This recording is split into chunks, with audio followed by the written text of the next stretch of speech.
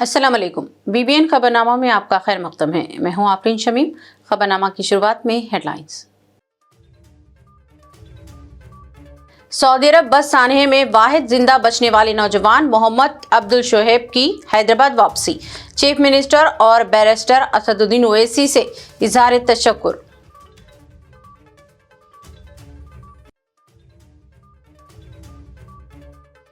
हैदराबाद की फ़ज़ा भी सांस लेने के लिए ठीक नहीं। शहर में फ़िज़ाई आलूदगी में हुआ इजाफा। सर्दी की शिद्दत और तामीराती सरगर्मियों बड़ी वजूहात करार। हैदराबाद में तारीख रकम। सीएम रेवंत रेड्डी 13 दिसंबर को मेसी के खिलाफ खेलेंगे फ्रेंडली मैच। मेसी की नंबर 10 और रेवंत रेड्डी की नंबर 9 जर्सी RR9 टीम करेगी क़यादत।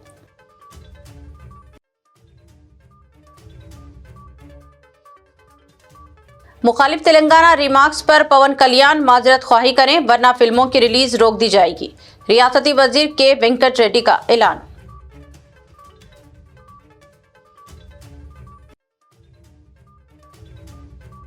एमएलए माजिद हुसैन का रेलवे नीलाम का दौरा। 814वें उर्स ख्वाजा गरीब नवाज रहमतुल्लाह अलैह के ज़िमन में हैदराबाद से अजमेर के लिए खुसूसी ट्रेनें चलाने का फैसला। सऊदी अरब बस सानहे में जख्मी हैदराबादी नौजवान मोहम्मद अब्दुल शोहेब आज हैदराबाद वापस हुए। इस सानहे में 45 ज़ायरीन उम्रा जांबा हो गए थे। शोहेब वाहिद जिंदा बचने वाले में कामयाब हुए थे। सऊदी अरब में इलाज के बाद शोहेब की आज सुबह हैदराबाद वापसी हुई। राजीव गांधी इंटरनेशनल एयरपोर्ट पर वो सुबह 10:30 दिन पहुंचे। इनके हमरा इनके बड़े भाई मोहम्मद समीर और हज कमेटी के मुलाजिम मोहम्मद मसूद भी मौजूद थे। एयरपोर्ट पर जज्बाती मनाजिर देखने गए जब मोहम्मद अब्दुल शोहेब की अपने अफराद खानदान से मुलाकात हुई। इस मौके पर शोहेब और दीगर अफराद खानदान जज्बात से मखलूब हो गए। शोहेब ने बस हादसे की कुछ तफसील बताई और कहा कि इनकी बस एक मुकाम पर ठहरी हुई थी कि पीछे से आकर एक ऑयल टैंकर ने टक्कर मार दी। ये सारा कुछ महज 5 मिनट में हो गया। शोहेब ने इनकी मदद करने वाले सभी अफराद से इजहार तशक्कुर किया। उन्होंने कहा कि वो चीफ मिनिस्टर रेवंत रेड्डी, सदर मजलिस इत्तेहादुल मुस्लिमीन व रुकन पार्लियामेंट बैरिस्टर असदुद्दीन ओवैसी, रियासती वजीर अक़लियती बहबूद मोहम्मद अजहरुद्दीन, रुकन असम्बली मजलिस नामपल्ली माजिद हुसैन और सबके मशकूर हैं कि उन्होंने बर वक्त इनकी और इनके ख़ानदान की मदद की। बस सानहे में ज़ख्मी होने के बाद शोहेब का सऊदी जर्मन हॉस्पिटल में इलाज किया गया था। वहां बड़ी हद तक सेहतियाब होने के बाद शोहेब को मदीना मुनव्वरा की ज़ियारत करवाई गई। उन्होंने अपने वालिदीन की क़ुबूर की भी ज़ियारत की और फिर इनकी हैदराबाद वापसी अमल में आई। अस्सलाम वालेकुम भाई। सीएम साहब का बहुत बहुत शुक्रिया अदा करता हूँ मैं। एमएलए साहब माजिद हुसैन साहब का भी, असद साहब, बैरिस्टर असदुद्दीन ओवैसी साहब का भी बहुत बहुत शुक्रिया अदा करता हूँ मैं, जो मेरे को जो सपोर्ट करे, मेरी फैमिली को सपोर्ट करे। मिनिस्टर साहब जो अजहरुद्दीन साहब का भी बहुत बहुत शुक्रिया अदा करता हूँ। शफीउल्लाह साहब का भी बहुत बहुत शुक्रिया अदा करता हूँ मैं। खुसरू पाशा साहब का भी बहुत बहुत शुक्रिया अदा करता हूँ मैं, जो मेरी फैमिली को सपोर्ट करे, जो मेरे को सपोर्ट करे। इरफान साहब का, मसूद साहब का तो बहुत बहुत शुक्रिया अदा करता हूँ मैं। तबीयत कैसी है आपकी शेख? अल्हम्दुलिल्लाह ठीक है। अल्लाह आपको सेहत दे। शेख कुछ 2 मिनट वहाँ का वाकया बयान कर। नहीं अभी वहाँ का कुछ भी नहीं है भाई, खाली बस मेरी स्टॉप थी, रुकी हुई थी, पीछे से टैंकर लाके मार जाओ, उतने में हो गया हंसाओ। 5 मिनट के अंदर ही हो गया उतना। कौमी दारुल हुकूमत दिल्ली में और तिजारती दारुल हुकूमत मुंबई के बाद अब हैदराबाद में भी हवा का मियार मुतासिर होने लगा है और कहा जा रहा है कि सर्दी के मौसम में फ़िज़ाई आलूदगी में भी इजाफा हुआ है। हैदराबाद की फ़िज़ा भी अब सेहत के लिए मुज़र कहने जाने लगी है। शहर के कई इलाकों में रात के दर्जे हरारत में कमी आई है, जिसके नतीजे में एयर क्वालिटी इंडेक्स मुतासिर हुआ है और फ़िज़ाई आलूदगी की शरह में इजाफा हुआ है। कहा जा रहा है कि शहर में फ़िज़ाई आलूदगी में इजाफे की कई वजूहात हो सकती हैं। एक तो सर्द मौसम इसकी वजह हो सकता है। इसके अलावा शहर की तेज़ रफ्तार तरक्की और तामीराती सरगर्मियों के अलावा गाड़ियों की हमल व नकल भी बढ़ गई है। इसके अलावा सनती सरगर्मियों में वसअत और इजाफे की वजह से भी फिजा में आलूदगी की सतह बढ़ने लगी है। कहा जा रहा है कि ज्यादा बढ़ी वजह दर्जे हरारत में कमी है, जिसकी वजह से फिजाई आलूदगी में इजाफा हुआ है। उम्मीद की जा रही है कि जब दर्जे हरारत में इजाफा होगा तो फिजाई आलूदगी की सतह में कमी आएगी। हुकूमत तेलंगाना ने हैदराबाद के पुराने शहर के लिए मेट्रो कनेक्टिविटी कामों की तकमील के लिए 125 करोड़ रुपए मुख्तस किए हैं। ये funds Hyderabad airport metro limited की जानिब से पुराने शहर के मुख्तलिफ मुकामात पर मेट्रो कनेक्टिविटी कामों के लिए इस्तेमाल किए जाएंगे। हैदराबाद मेट्रो की जानिब से इन कामों की तकमील पर माहाना अखराजात की रिपोर्ट दाखिल की जाएगी और यूटिलाइजेशन सर्टिफिकेट भी पेश किया जाएगा। चीफ सेक्रेटरी के रामाकृष्णा राव ने महकमा फाइनेंस और जिले ट्रेजरी ऑफिसर हैदराबाद को हिदायत दी है कि वो मुख्तस करदा रुकुमात की इजराई अमल में लाएं।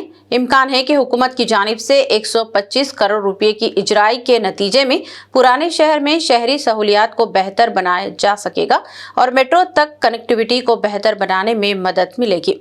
उम्मीद की जा रही है कि इससे इलाके में ट्रैफिक मसाइल को हल भी मिल सकता है। हैदराबाद मेट्रो रेल मरहले दुवम के पुराने शहर में कामों का जारिया साल जनवरी में आगाज हुआ था। 13 दिसंबर को हैदराबाद एक तारीखी लम्हे का गवाह बनने जा रहा है, जब राजीव गांधी इंटरनेशनल स्टेडियम उप्पल में वज़ीर आला रेवंत रेड्डी आलमी फुटबॉल स्टार लियोनेल मेसी के खिलाफ एक खुसूसी फ्रेंडली मैच खेलेंगे। गोट इंडिया टूर 2025 के सिलसिले में भारत आ रहे आलमी फुटबॉल दुनिया के अजीम खिलाड़ी मेसी अपनी मशहूर नंबर 10 जर्सी में मैदान में उतरेंगे, जबकि वज़ीर आला अपनी टीम RR9 की क़ियादत करते हुए नंबर 9 की जर्सी पहनेंगे। हैदराबाद में 13 दिसंबर को होने वाला ये मैच महज एक मुकाबला नहीं बल्कि रियासत तेलंगाना के स्पोर्ट्स विजन की एक अलामत समझा जा रहा है। रेवंत रेड्डी गुज़िश्ता 15 बरसों से जुबली हिल्स ग्राउंड में फुटबॉल खेलते आ रहे हैं और आज भी रियासती मसरूफियात के बावजूद भरपूर जोश के साथ प्रैक्टिस जारी रखे हुए हैं। हुक्काम का कहना है कि मुकाबले का मकसद हैदराबाद को आलमी सतह पर एक उभरते हुए स्पोर्ट्स हब के तौर पर पेश करना और नौजवानों में खेलों का जोश बढ़ाना है। हुक्काम का कहना है कि एक दोस्ताना मुकाबला होगा। रेवंत रेड्डी बा मुकाबला मेसी का ये दिलचस्प और गैर मामूली टकराव शहर के शायकीन के लिए एक यादगार लम्हा साबित होने जा रहा है।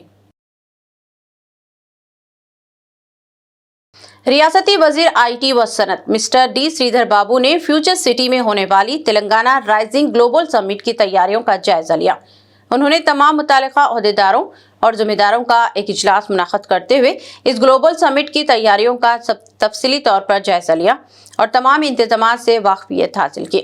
उन्होंने ओहदेदारों पर जोर दिया कि ग्लोबल समिट हकीकी मानों में आलमी मियार की होनी चाहिए। इसके कामयाब और बेहतर इनेकाद के लिए मौसर तालमेल से काम करने की ज़रूरत है। चीफ मिनिस्टर सेक्रेटरी और दीगर महकमाजात के तमाम सीनियर ओहदेदारों ने इजलास में शिरकत की। इस मौके पर तेलंगाना ग्लोबल समिट को कामयाब बनाने पर तबादले ख्याल किया गया। वजीर मौसूफ ने कहा कि बैनुल-अक़वामी सतह पर तेलंगाना की तरक्की और जद्दोजहद को पेश करने में कोई कसर बाकी नहीं रखी जानी चाहिए। जो तैयारियां की जा रही हैं इनका भी रियासती वजीर ने जायजा लिया और ओहदेदारों को लॉजिस्टिक्स, मेहमान नवाजी, सफाई, पार्किंग वगैरह के ताल्लुक से ज़रूरी हिदायत जारी की और कहा कि तमाम कामों को 5 दिसंबर तक मुकम्मल कर लिया जाना चाहिए और 6 दिसंबर को रिहर्सल किया जाना चाहिए। रियासती वजीर सिनेमाटोग्राफी कोमटिरेड्डी वेंकट रेड्डी ने आंध्र प्रदेश के डिप्टी चीफ मिनिस्टर पवन कल्याण से मुतालिबा किया है कि वो अपने मुखालिफ तेलंगाना रिमार्क्स पर माजरत ख्वाही करें। उन्होंने कहा कि अगर पवन कल्याण माजरत ख्वाही नहीं करते हैं तो इनकी फिल्मों को तेलंगाना में रिलीज होने नहीं दिया जाएगा। कोमटिरेड्डी वेंकट रेड्डी ने मीडिया से बात करते हुए कहा कि पवन कल्याण सियासत में नए हैं, हो सकता है कि वो अच्छे जज्बात से सियासत में आए हों, लेकिन इन्हें मुखालिफ तेलंगाना रिमार्क्स करने से गुरेज करना चाहिए। कि वेंकट रेड्डी ने कहा कि तेलंगाना को वजूद में आए 13 साल हो गए हैं, इस तरह के रिमार्क्स अब गैर जरूरी हैं। उन्होंने कहा कि चिरंजीवी एक बेहतरीन शख्सियत के मालिक हैं और उन्होंने कभी इस तरह के रिमार्क्स नहीं किए हैं। के वेंकट रेड्डी ने कहा कि अगर पवन कल्याण मुखालिफ तेलंगाना रिमार्क्स पर माजरत ख्वाही करते हैं तो इनकी फिल्मों को यहाँ रिलीज होने की इजाज़त दी जाएगी। अगर नहीं करते हैं माजरत ख्वाही तो इनकी फिल्मों को रिलीज होने नहीं दिया जाएगा। కానీ ఈ విధంగా మాట్లాడి దాదాపు 13 సంవత్సరాలు అయిపోయింది. తెలంగాణ 13 సంవత్సరంలో పడుతున్నది.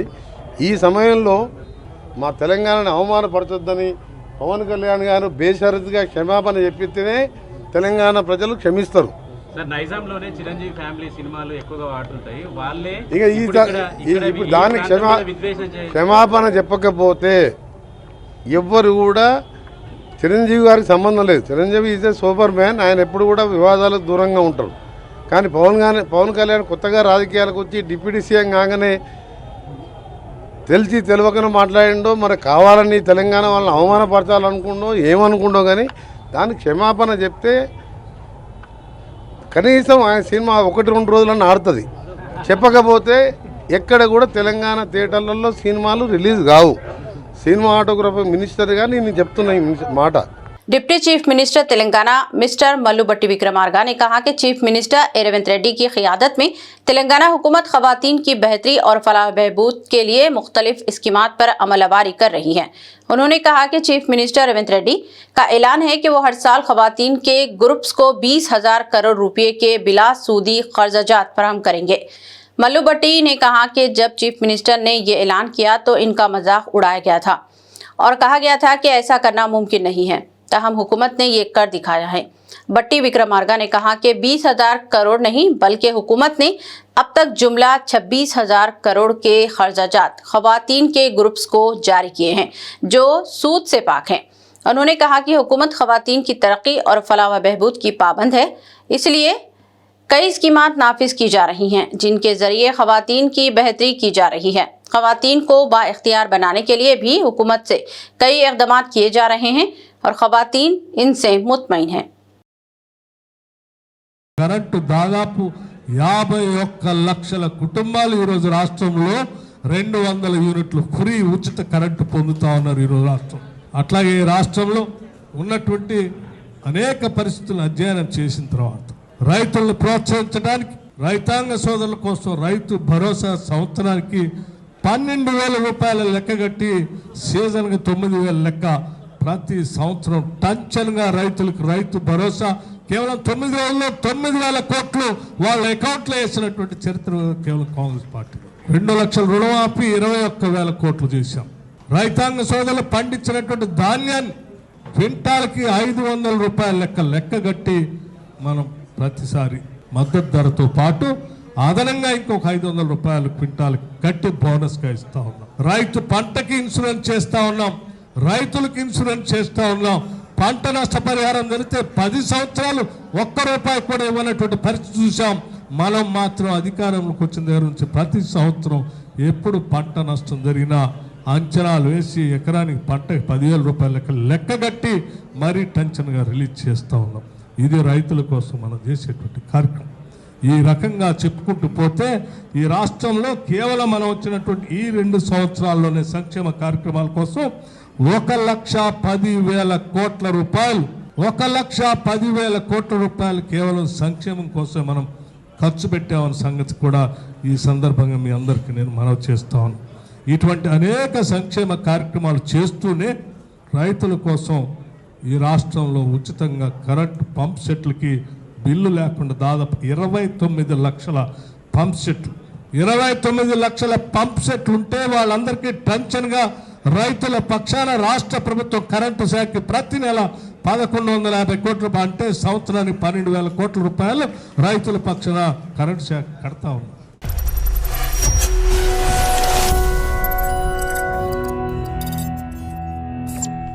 साबिक वजीर व बीआरएस कायद वी श्रीनिवास गौड़ ने कहा कि रेवंत रेड्डी की 2 साल हुकूमत की कामयाबियों के जश्न के लिए महबूबनगर में मुनाक़दा तकरीब में अवाम की गैर हाजिरी इस बात का सबूत है कि गुज़िश्ता 2 सालों में कोई नुमाया काम नहीं हुआ।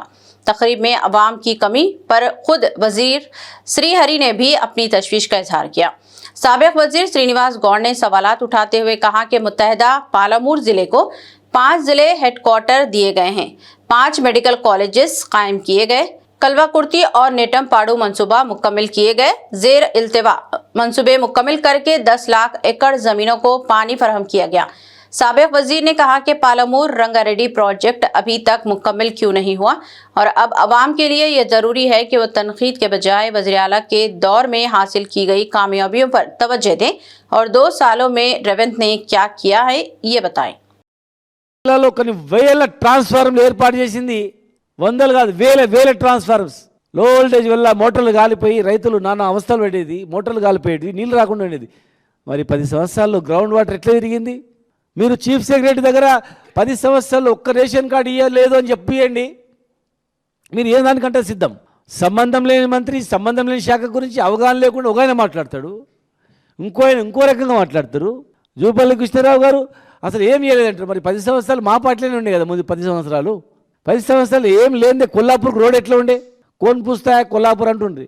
దుమ్ము గుంతలు ఉండేటివి. హైదరాబాద్ నుంచి కొల్లాపూర్ పోయే రోడ్డు, కొల్లాపూర్లో వ్యవసాయం చేసే కరెంటు, వ్యవసాయము, కాలేజీలు, అక్కడ జరుగుతున్నటువంటి సోమశీల కావచ్చు, ఇవన్నీ అసలు జిల్లాని ఏం చేయలేదా? ఇవన్నీ ఏం పనులే కానీ ఎట్లనా? 10 సంవత్సరాలు మా పార్టీలో ఉండి అసలు ఏం కాలేదంటాడు. ఇంకో ఆయన సంబంధం లేని శాఖతో అసలు లేదంటాడు. ముఖ్యమంత్రి గారు అయితే అసలు ఏమీ అభివృద్ధి కాలేదంటారు. అసలు నేను అడుగుతా ఉన్నాను, మీరేం చేసారో చెప్పండి. ఈ 2 సంవత్సరాల్లో మీరేం చేసింది చెప్పండి. మైనార్టీలకు ఇస్తానని హామీలు ఇవ్వకుండా ఏదో మన ఎలక్షన్స్లో గట్టిగా మాట్లాడేందుకు మంత్రి పదవి వచ్చింది, అది కూడా ఎలక్షన్ గురించి. మరి మిగతా మైనార్టీలకు ఇస్తానని ఏమైంది? బీసీ కుల వృత్తులను పూర్తి ప్రతి మండలంలో ఒక వృత్తి బజార్ ఏర్పాటు చేస్తామన్నారు. చేప పుల్లలు ఫ్రీగా ఇస్తామన్నారు. ముద్రాలను బీసీ ఏ గ్రూప్లో ఇస్తామన్నారు. మున్నూరు కాపు కార్పొరేషన్ ఇస్తామన్నారు. ఎంబీసీ మంత్రిత్వ శాఖ ఇస్తామన్నారు. ఎంబీసీలకు ఎమ్మెల్సీలుగా చైర్మన్లుగా ఇస్తామన్నారు. మంత్రి పదవి లేదు, చైర్మన్ లేవు, ఏ పదవి లేదు. టోటల్గా 10 సంవత్సరాలు రేయింబోలు కష్టపడ్డాం. అంతకుముందు తెలంగాణ రాష్ట్రం గురించి 15 ఏళ్ళు కష్టపడ్డాం. రాష్ట్రాన్ని తెచ్చుకొని రాష్ట్రాన్ని బాగు చేసుకున్నాం, జిల్లాని బాగు చేసుకున్నాం. ఎక్కడో ఉండేటువంటి తెలంగాణను ఎక్కడికో తీసుకుపోయినాం. కేసీఆర్ గారి నాయకత్వంలో 27వ స్థానంలో ఉన్నటువంటి వరి పంటను దేశంలో నెంబర్ 1 స్థానం తీసుకుపోయినాం. ఇవన్నీ విజయాలు కాదా? విజయాలు చెప్తూ మేము ఏం చెప్తే అరే నిజమే వీళ్ళు ఇవి చేసిందో చేయలేదని చెప్తారు, నమ్ముతారు. అసలు ఏం చేయలేదంటే తాగుతున్నప్పుడు ఉదయం మంచినీళ్ళని నల్ల పట్టినప్పటి నుంచి ముసలమ్మ సేన్ కాడికి పోయేంత వరకు అడుగు తీసి ఇట్లా అడుగేస్తే కనిపించేది 10 సంవత్సరాల అభివృద్ధి మాత్రమే. కనుక దయచేసి ఇంకొకసారి ఈ విజయోత్సవాల సభలో ఏం చేయలేదని చెప్పకుండా మేము చేసేది ఏం చెప్పకపోయినా మీరు చేసేది చెప్పుకుంటే బాగుంటుందని చెప్పి విజ్ఞప్తి చేస్తాను. बैरिस्टर असदुद्दीन ओवैसी की हिदायत पर मजलिस इत्तेहादुल मुस्लिमीन के नामपल्ली रुकने असम्बली मोहम्मद माजिद हुसैन ने सिकंदराबाद में रेलवे नीलाम का दौरा किया ताकि 814वीं उर्स शरीफ ख्वाजा गरीब नवाज के मौके पर हैदराबाद से अजमेर के लिए खुसूसी ट्रेनों के इंतजामात का जायजा लिया जा सके। इस मौके पर chief operations manager mister B Ravichandra और दीगर रेलवे एहलकार मौजूद थे, जिनके साथ तफसीली बातचीत की गई। खुसूसी ट्रेनों के शेड्यूल, सिक्योरिटी इंतजामात और ज़ायरीन की सहूलियात को यकीनी बनाने के इक़दामात पर तबादला ख्याल किया गया। रुकने असम्बली मोहम्मद माजिद हुसैन ने बताया कि MIM की कोशिशों के नतीजे में दिसंबर 2025 में हैदराबाद से अजमेर तक खुसूसी ट्रेनें चलाई जाएंगी, जो ज़ायरीन के लिए सफ़र को आसान, महफूज और आरामदा बनाएंगी। ये इक़दाम न सिर्फ ज़ायरीन की सहूलत के लिए अहम है, बल्कि मजलिस की कम्युनिटी के मुफाद में रेलवे इंतजामात के साथ ताउन की एक मजबूत मिसाल भी है। अस्सलामु अलैकुम वरहमतुल्लाहि वबरकातुहू। आज बैरिस्टर असदुद्दीन ओवैसी साहब के हुक्म पर हम railway Nilayam chief operation manager B Ravi साहब से मिलने आए थे और इस मुलाकात का ख़ास मकसद ये था कि 814वां उर्स मुबारक ख्वाजा गरीब नवाज रहमतुल्लाह अलैह का आने वाला है, 23 दिसंबर से स्टार्ट होने वाला है। और उसी ताल्लुक़ से जो स्पेशल ट्रेन्स हर साल जो मजलिस इत्तेहादुल मुस्लिमीन की नुमाइंदगी पर सैंक्शन होती है, उस सिलसिले में उसकी नुमाइंदगी करने हम आज यहाँ पर आकर रेलवे निलयम में अहदेदारों से मुलाकात की और हमें पूरी उम्मीद है कि ये पूरे स्पेशल ट्रेन्स हर साल की तरह बैरिस्टर असदुद्दीन ओवैसी साहब के लेटर हेड पर और उनकी नुमाइंदगी पर फिर से पूरी तौर पर मंजूर होंगे। इस मीटिंग का ख़ास मकसद ये था कि पहली स्पेशल ट्रेन जो नामपल्ली से अजमेर के लिए, दूसरी स्पेशल ट्रेन काचीगुड़ा से अजमेर के लिए, तीसरी स्पेशल ट्रेन मछलीपट्टनम से ओंगोल से अजमेर शरीफ के लिए और चौथी स्पेशल ट्रेन नांदेड़ से अजमेर शरीफ के लिए ये ट्रेन के ताल्लुक से नुमाइंदगी की गई। इसके साथ साथ हमने ये भी मुतालबा किया है कि पिछली बार थोड़े वारदात इन ट्रेनों में हुए थे और इन ट्रेनों में हैदराबाद से लेके पूरा अजमेर शरीफ तक और अजमेर शरीफ से वापसी हैदराबाद तक पूरी ट्रेन में सिक्योरिटी और बढ़ानी चाहिए, सिक्योरिटी पर्सनल्स मौजूद होना चाहिए। थोड़ी पानी की तकलीफ़ पिछले साल थी, उसको भी देखना चाहिए और 6 कोचेस डालते हुए जो हाजरीन उर्स मुबारक के लिए जा रहे हैं उनको बेहतर से बेहतर सहूलत देना ये हमारी ज़िम्मेदारी है और इसकी नुमाइंदगी पूरी तौर पर आज हम यहाँ पे किए हैं। हमें उम्मीद है और यकीन है कि इंशाअल्लाह ताला इन नुमाइंदगियों पे काम करते हुए स्पेशल ट्रेन्स और स्पेशल ट्रेन्स के साथ एक्स्ट्रा कोचेस लगाते हुए हमें मुतमईनी दी गई कि ये हमारे जो मुतालिबात है ये पूरे तौर पे पूरे किए जाएंगे। उसके साथ साथ ये भी हमने कहा कि पिछले साल एक ही साथ पूरे टिकट काउंटर्स ओपन हुए थे जिसकी वजह से बहुत ज़्यादा रश हुआ था। इसको 2 फेसेस में ओपन करें, एक फेज़ में काचीगुड़े में ओपन करें, दूसरे फेज़ में नामपल्ली में ओपन करें ताकि जो ज़ाहिरीन जो वहाँ पर जाना चाहते हैं उनको सहूलत मिले, वो रश में वो गड़बड़ियों भागम दौड़ी उनको नहीं मिलते हुए सहूलत से सब अपने अपने टिकट्स के लिए कोशिश कर सकें और इनको बेहतर सहूलतें हम दे सकें। शुक्रिया। अस्सलाम वालेकुम व रहमतुल्लाह। हैदराबाद मेट्रो ने खवातीन के तहफ़्फ़ुज़ और समाजी शमूलियत के सफ़र में एक और अहम कदम बढ़ाते हुए 20 ट्रांसजेंडर अफराद को अपनी सिक्योरिटी टीम में शामिल कर लिया है। 3 कॉरिडोर्स और 57 स्टेशनों पर मुश्तमिल जदीद शहरी ट्रांसपोर्ट सिस्टम रोज़ाना तकरीबन 5 लाख मुसाफिरों को खिदमात फराहम करता है, जिनमें खवातीन की तादाद तकरीबन 30% है। इस पस मंज़र में खवातीन की हिफाजत, सहूलत और एतमाद को मजबूत बनाने मेट्रो की तरजीहात में शामिल है। हुकूमत तेलंगाना की बराबरी और बावखार रोजगार के विजन के तहत मुख्तलिफ सरकारी शोबों में ट्रांसजेंडर अफराद की भर्ती पर खुसूसी तवज्जो दी जा रही है। इस सिलसिले में हैदराबाद मेट्रो ने एक मुस्बित और इनकलाबी कदम उठाते हुए 20 ट्रांसजेंडर एहलकारों को खुसूसी तरबियत के बाद सिक्योरिटी डिपार्टमेंट में जिम्मेदारी सौंप दी है। ये एहलकार 1 दिसंबर 2025 से मुंतखब मेट्रो स्टेशनों पर अपनी खिदमात अंजाम देने लगे हैं। इसके साथ ही नए एहलकार स्ट्रीट लेवल और कॉन्क्रेस लेवल पर भी सिक्योरिटी निगरानी को बेहतर बनाने में किरदार अदा करेंगे। पुराने शहर के साउथ जोन में पुलिस की जानिब से कल रात अचानक गाड़ियों की तलाशी मुहिम चलाई गई। 4 मुख्तलिफ मुकामात पर तलाशी मुहिम का आगाज किया गया था और इस काम में जुमला 110 पुलिस एहलकारों ने हिस्सा लिया। इस मुहिम के दौरान जुमला 80 गाड़ियों को जब्त किया गया है।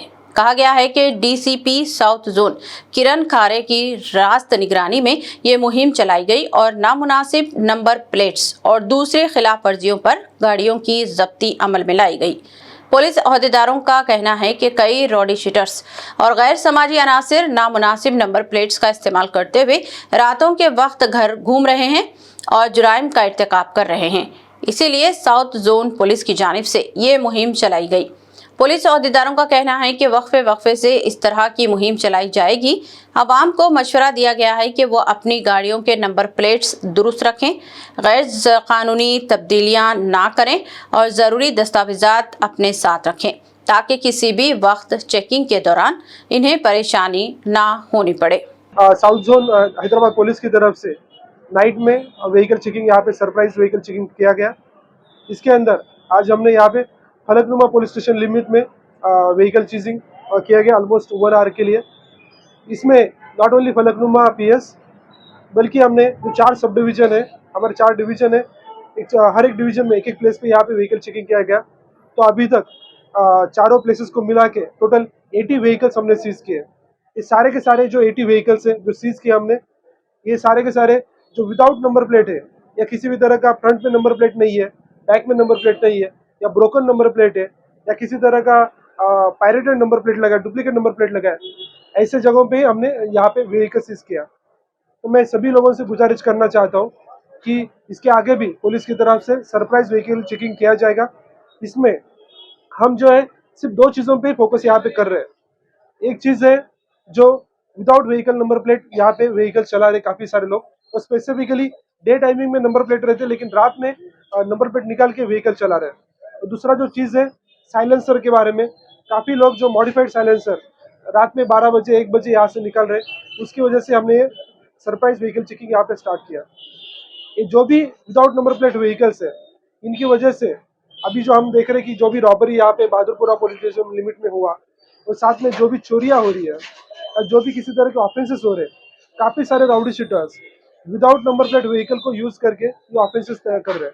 इसलिए हमने ऐसे राउडी शूटर्स को, ऐसे जो ट्रबल मॉन्गर है, उनको रोकने के लिए सारे व्हीकल्स पे नंबर प्लेट हो, इसके लिए हम ये कार्रवाई कर रहे हैं और इसके आगे भी ये कार्रवाई करते रहेंगे। तो मैं as a DCP south zone सभी हैदराबाद के साउथ जोन के आवाम को कहना चाहता हूँ कि आप सभी लोग प्रॉपरली नंबर प्लेट लगाइए, सामने और आगे अच्छा सा नंबर प्लेट होना चाहिए। जो भी हमने व्हीकल सीज किए, आप अपना नया नंबर प्लेट लाइए, इमीडिएटली हम आपका व्हीकल रिलीज करेंगे। But without number plate vehicle कोई भी यहाँ पे नहीं चलेगा। बिल्कुल, आज हमने जस्ट, जैसे मैं कह रहा हूँ कि आज हमने बस 4 प्लेसेस पे, मतलब हर डिवीजन में एक ही प्लेस पे यहाँ पे हमने किया। आगे जाके हम और भी मल्टीपल सरप्राइज व्हीकल चेकिंग करेंगे, नाकाबंदी ऑपरेशन करेंगे, कोऑर्डिनेट सर्च ऑपरेशन भी करेंगे। तो उस टाइम पे ऐसी चीजें यदि हमें मिलती है तो सख्त से सख्त हम इसमें कार्रवाई करेंगे। 10वीं Telangana state senior inter district judo championship 2025-26 का सालारे मिल्लत अवैसी स्पोर्ट्स कॉम्प्लेक्स बहादुरपुरा में इनेकाद अमल में आया। इस चैंपियनशिप में मुख्तलिफ जुमरों में मुकाबले मुनाक़द हुए, जिनमें कई जूडो खिलाड़ियों ने हिस्सा लिया। इन मुकाबलों में 70 किलोग्राम के जुमरे में साहिर इब्राहिम ने कामयाबी हासिल की, जबकि 78 किलोग्राम के जुमरे में हुमेरा बेगम को शानदार कामयाबी हासिल हुई। इस तरह 60 किलोग्राम के जुमरे में शेख सोहेल को कामयाबी मिली है। 100 किलोग्राम के जुमरे में मोहम्मद अब्दुल रहीम ने कामयाबी हासिल की है। 100 किलो से जायद के जुमरे में साई शंकर ने जीत दर्ज की है।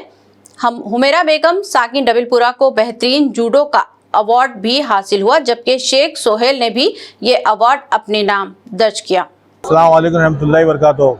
मैं Telangana judo association secretary M A Aziz और हमारे प्रेसिडेंट साहब कैलाशम यादव, जो कि senior inter district judo championship organised by Hyderabad district judo association. I am secretary Hyderabad district judo association. यहाँ पे Salar Millat sports complex, Sultan Salahuddin Owaisi sports complex JSSC में जो अपने टूर्नामेंट हुआ, बहुत सक्सेस हुआ। पहली बार हैदराबाद में, तेलंगाना में पहली बार इतनी स्टैंड आई जिसमें लड़कियां 80 लड़कियां पार्टिसिपेट किए और 90 बच्चे पार्टिसिपेट किए। टूर्नामेंट बहुत बेहतरीन हुआ। पूरे डिफरेंट डिस्ट्रिक्ट से 22 डिस्ट्रिक्ट्स पार्टिसिपेट करे यहाँ पे और उन लोगों ने बहुत अच्छा परफॉर्मेंस दिए। इंशाअल्लाह ताला हम लोग कोशिश कर रहे हैं, मैं कैलाशम साहब के मणिपुर में जो नेशनल्स होने जाने आ रहा है 9, 10, 11, 12, उसके लिए टीम भी जाना है। इधर कोचिंग कैंप अरेंज करने का सोच रहे हैं हम, बात करके। ये बच्चे जो फर्स्ट सेकेंड आए उनको रख के कैंप करेंगे यहाँ पे, और ज़्यादा से ज़्यादा बच्चे अपने जाके नेशनल लेवल में मेडल लगा के आए। हमारा यही टारगेट है तेलंगाना जूडो एसोसिएशन का। बच्चे अपकमिंग जो बच्चे, अच्छे बच्चे जो है, जो प्रैक्टिस कर रहे हैं, जो अच्छा परफॉर्मेंस बता रहे हैं, उनको हम कोशिश करके आगे बढ़ाने की, नेशनल लेवल, इंटरनेशनल लेवल तक पहुंचाने की कोशिश कर रहे हैं। हमारे दूसरे भी यहाँ पे एकेडमीज चल रहे हैं और मेन स्टेडियम खुद अपने लाल बहादुर स्टेडियम जो है उसको 10 साल से बंद करके रखे हैं। अभी नई मैट आई और हमारे MD साहब से और स्पोर्ट्स मिनिस्टर से रिक्वेस्ट है, नई मैट है और नए कोचेस भी, हमारे कई कोचेस हैं जो सर्टिफिकेट कोर्स करके आए हैं, उनको अपॉइंट करें। फ्री ऑफ कॉस्ट ट्रेनिंग देने के लिए तैयार है हम लोग एसोसिएशन की तरफ से भी। आप अपॉइंट करिए, जूडो स्टार्ट करिए। तेलंगाना में जूडो परसों ही सब जूनियर नेशनल्स कराए, जिसमें 31 स्टेट्स पार्टिसिपेट किए। LBS स्टेडियम में हुआ और 1000 से ज़्यादा बच्चे बच्चियाँ ऑफिशियल्स सुबह आए, उन लोगों को होटल में खाने का, रहने का पूरा अरेंजमेंट करे। पूरा हम लोग अच्छा 4 दिन तक टूर्नामेंट हुआ, 16 से 20 तक।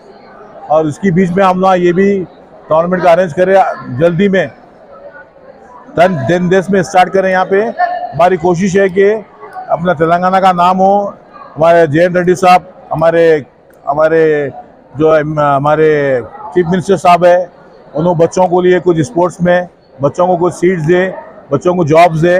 दूसरे स्टेट्स में, दूसरे हरियाणा में, पंजाब में तो जो बच्चे नेशनल लेवल रिप्रेजेंट करते हैं उनको जॉब मिलते हैं। तो यहाँ पे भी मैं रिक्वेस्ट करता हूँ स्पोर्ट्स मिनिस्टर से, हमारे CM साहब से, रेवंत रेड्डी साहब से, कि बच्चों को कुछ बेनिफिट दे और बच्चों को आगे बढ़ाने की कोशिश करें, अपना तेलंगाना का नाम करेंगे, वो जाके भारत देश का नाम रोशन करेंगे, बाहर जाएंगे इंटरनेशनल को। हमारे कैलाशम साहब से कैटेगरी हुई बॉयज़ में, 7 वेट कैटेगरी गर्ल्स में हुए। जो बच्चे फर्स्ट प्लेस आए उन लोग सीधा नेशनल्स को जाएंगे, जो मणिपुर में होने जा रहा है। मणिपुर काफ़ी 2-5 दिन का रास्ता है, काफ़ी अब टिकट्स मिलेंगे नहीं मिलेंगे, हम लोग कोशिश करेंगे टीम भिजाने की। बच्चों को कोशिश में लगे हुए हम लोग कि जल्द से जल्द उनको अरेंज करके भिजाएं। फाइनल मैच अब जितने भी कैलकुलेशन हो रहा है, टीम फर्स्ट प्लेस जो आई है उसका कैलकुलेशन, जिसके ज़्यादा गोल्ड मेडल लेंगे, बॉयज़ में गर्ल्स में मिला के जो गोल्ड मेडल ज़्यादा लिए वो फर्स्ट प्लेस में आएंगे। देखिए हैदराबाद है और आदिलाबाद है और वरंगल है, हो सकता किसको भी आए चैंपियनशिप। हमारी तो दुआ है, जो भी मेहनत करता है वो सक्सेस बनता है। रियासती वजीर व जिले इंचार्ज जुपली कृष्णा राव ने कहा कि जिले आदिलाबाद के कांग्रेस यूनिट को तेलंगाना प्रजा भारत विजय उत्सव सभा को शानदार कामयाबी दिलाने के लिए पूरी यकसुई के साथ मेहनत करनी होगी। वो मंगल के रोज आदिलाबाद कांग्रेस पार्टी के असेंबली इंचार्ज कंदी श्रीनिवास रेड्डी की जानिब से प्रजा सेवा भवन कैंप ऑफिस में मुनाकदा जायजे इजलास से खिताब कर रहे थे। इजलास में जिले भर के सरकर्दा कायदीन, डिवीजन जिम्मेदारान और बड़ी तादाद में पार्टी कारकुन मौजूद थे। वजीर जुपली कृष्णा राव ने कहा कि चीफ मिनिस्टर के 4 दिसंबर को आदिलाबाद दौरे के सिलसिले में तमाम महकमा जाती उमूर की मौसर तरीके से तकमील और इंतजामात के लिए कायदीन भरपूर ताउन करें। उन्होंने ये भी मशवरा दिया कि मुजवजा बल्दियाती इंतखाबात में कांग्रेस के हिमायत याफ्ता उम्मीदवारों की कामयाबी के लिए ज़िमनी सतह पर मजबूती से काम करेंगे। రాష్ట్ర ఆర్థిక పరిస్థితి అధ్వానంగా చేసిపోయినా కూడా చెప్పిన ప్రతి మాట నిలబెట్టుకుంటూ ఇవన్నీ అమలు చేస్తూ ఉన్నాం. ఇది మనం ప్రజలకు చెప్పుకోవాల్సిన అవసరం ఉంది. ఎందుకంటే ప్రతిపక్షాల వాళ్ళు రకరకాల విమర్శలు చేస్తూ ఉంటారు, ప్రజలను తప్పులో పట్టిస్తూ ఉంటారు. కాబట్టి ప్రతి జిల్లాలో, ప్రతి ఉమ్మడి జిల్లాలో ఈ కార్యక్రమాలు నిర్వహించడం ద్వారా రాష్ట్ర అంటే పార్టీ యొక్క ప్రతిష్టను పెంచే విధంగా ఈ యొక్క అభివృద్ధి సంక్షేమ కార్యక్రమం చెప్పుకోవడం వల్ల జరుగుతున్న స్థానిక సంస్థ ఎన్నికలలో ఇది ఉపయోగమవుతుంది. డిసెంబర్ 8-9 తారీఖున ఇక రైజింగ్ తెలంగాణ 2047 అది కూడా మంచి కార్యక్రమం. రాష్ట్ర భవిష్యత్తును ఏ విధంగా తీర్చిదిద్దాలి, రాష్ట్ర ఆదాయాన్ని గణనీయంగా అంటే 1 ట్రిలియన్ ఎకానమీ, ట్రిలియన్ అంటే 1,00,000 కోట్లు, అది 2034 వరకు, 2047 వరకు 3 ట్రిలియన్, 2,70,00,000 కోట్లకు అంటే 15,000. ఇది ప్రణాళిక. సో దానికి ఒక దిశ నిర్దేశం చేసే విధంగా ముందుకు వెళ్తా ఉన్నాం. సో ఇది ప్రజలకు తెలియపడాల్సిన అవసరం ఉంది. జరుగుతున్నటువంటి సర్పంచ్ ఎన్నికలు కూడా ప్రతి జిల్లాలో చేయడం వలన ప్రజలకు ఒక సందేశం సంకేతించింది. మన కాంగ్రెస్ పార్టీ అభ్యర్థుల గెలుపు కూడా కొంతవరకు దోహదపడుతుంది. आदिलाबाद के राणा देविया नगर ZPHS स्कूल में उस वक्त कशीदगी फैल गई जब 10वीं जमात की तालिबा के वालिदीन और मुकामी रिहायशियों ने एक उस्ताद MD यूनुस की जानिब से तलबा के समाजी तबके और ख़ानदान के बारे में मुबैना तौहीन आमेज रवैये पर सख्त एहतजाज किया। वालिदीन ने स्कूल के सामने धरना देते हुए उस्ताद की फौरी मुअत्तली का मुतालबा किया, जिस पर incharge DEO Rajeshwar, additional collector और MEO ने मौके पर पहुंचकर इब्तदाई तहकीकात के बाद उस्ताद को मुअत्तल कर दिया। बादअज़ा वालिदीन ने थाने में बाज़ाब्त शिकायत दर्ज करवाई, जिस पर पुलिस ने तलबा के वालिद की दरख्वास्त पर ST-SC का मुकदमा कायम किया। वाक़े के बाद इलाके में शदीद गम गुस्सा पाया जा रहा है और वालिदीन ने तलबा के तहफ़्फ़ुज़ के लिए सख्त इक़दामात का मुतालबा किया है। इख्तिताम से क़ब्ल एक नज़र हेडलाइंस पर। सऊदी अरब बस सानहे में वाहिद जिंदा बचने वाले नौजवान मोहम्मद अब्दुल शोहेब की हैदराबाद वापसी, चीफ मिनिस्टर और बैरिस्टर असदुद्दीन ओवैसी से इजहार तशक्कुर।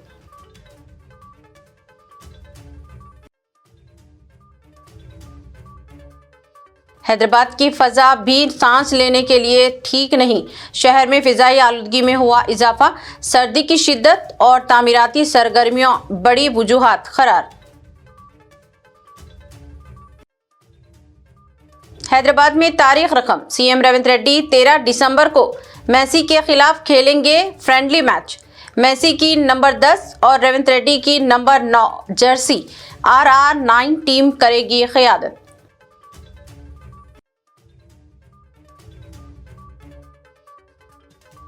मुखालिफ तेलंगाना रिमार्क्स पर पवन कल्याण माजरत ख्वाही करें वरना फिल्मों की रिलीज रोक दी जाएगी। रियासती वजीर के वेंकट रेड्डी का ऐलान।